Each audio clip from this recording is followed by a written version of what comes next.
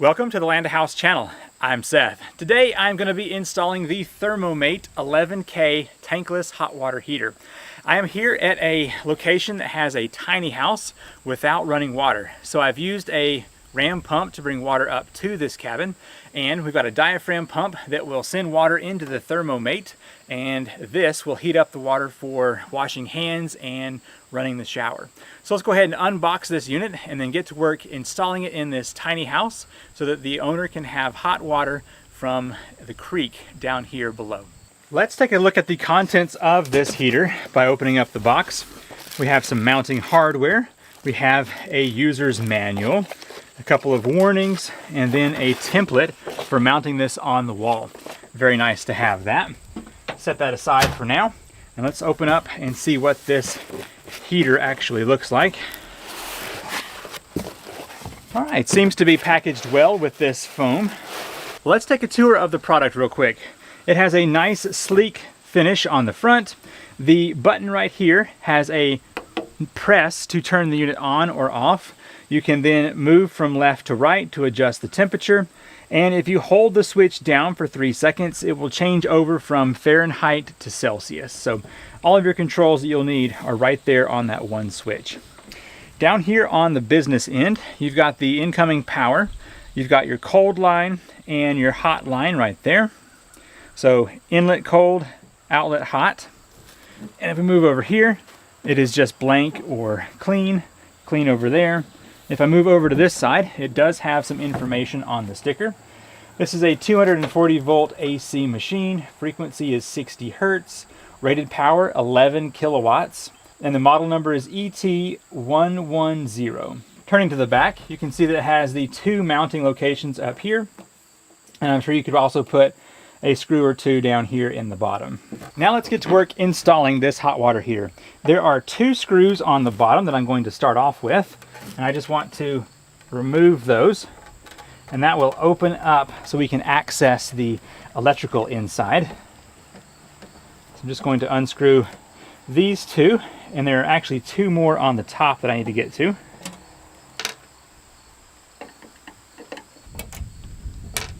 I'm going to spin this around so I can get to the other 2 screws.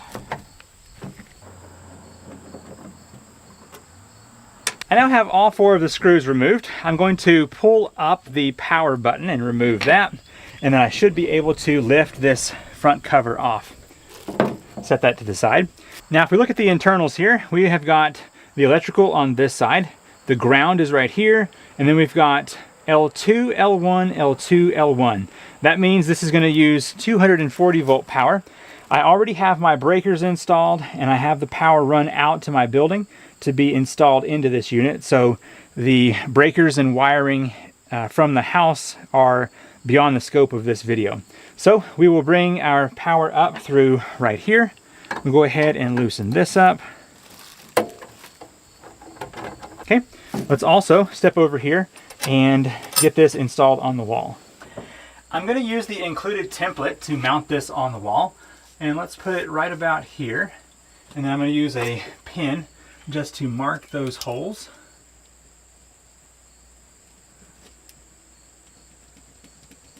That should be good for now. I'm going to use a couple of short screws to get this into my wall. I can tighten these down better here in just a moment. Now that I have the screws in the right place, this should slip right down into position. And it does. Now I'm going to take my screwdriver and tighten these up a little bit.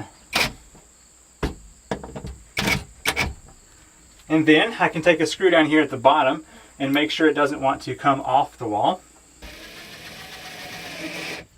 That should be sufficient. Now the next step is to get the wiring done. Now this hot water heater requires 2 30 amp breakers bringing in 2 lines of 240 volts, which is a lot because these things use a lot of power. So I have 240 volts with a ground right here. And then I've got an additional 240 volts that does not have the ground. And I'm going to bring that in as well.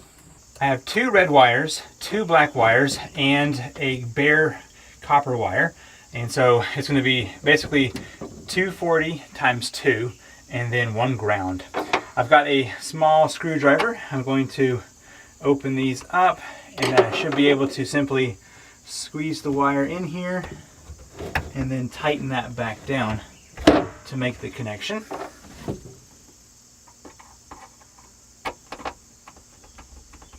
Make sure it's nice and tight.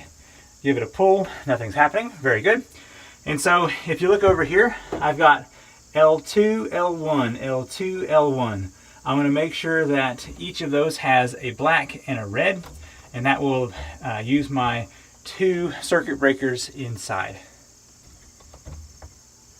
Now, as far as which one's red, which one's black per set here, it doesn't really matter. I now have the ground, the 2 L1 L2s installed, which means it's now time to put the cover back on. I may have to get in there later and push the reset button, but for now, I want to get this up and out of the way as I do the rest of my plumbing in here. Now it's time to install the water lines up under the hot water heater. I'm going to be using PEX, which is this white tube, and I'm also going to be using these push connectors. Now you can't use pipe dope on here, but you can use Teflon tape, so I'm going to get some of this on here, or at least best I can. It also has a rubberized gasket, which will help to also make a good seal. Probably could have done this before I mounted it on the wall, so keep that in mind whenever you do this. Now I'm going to tighten down this fitting.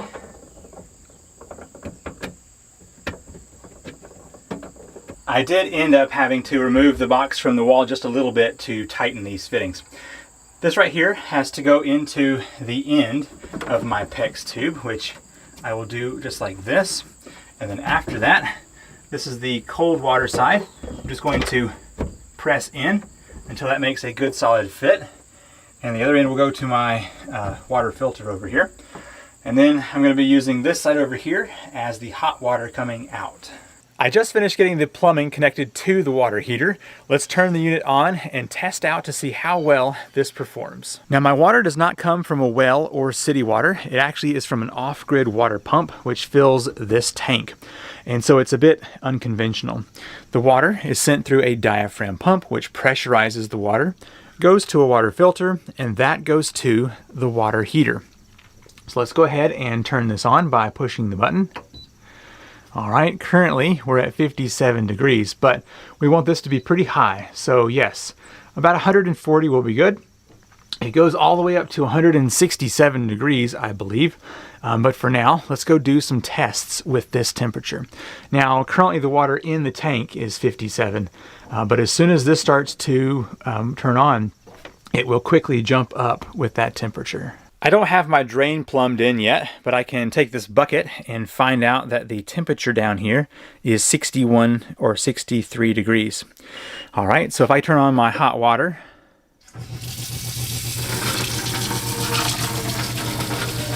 still cold right now. Let's see when it warms up. All right, it's beginning to warm up.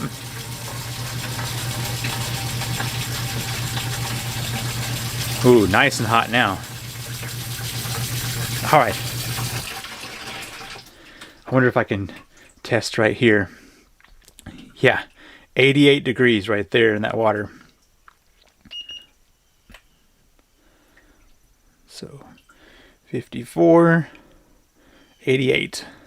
Stepping back outside, you can see the water right here is 114 degrees, and that is nice and warm for sure.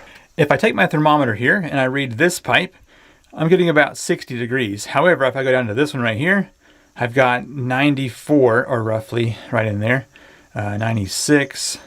So yeah, the hot water is definitely flowing through those pipes right there.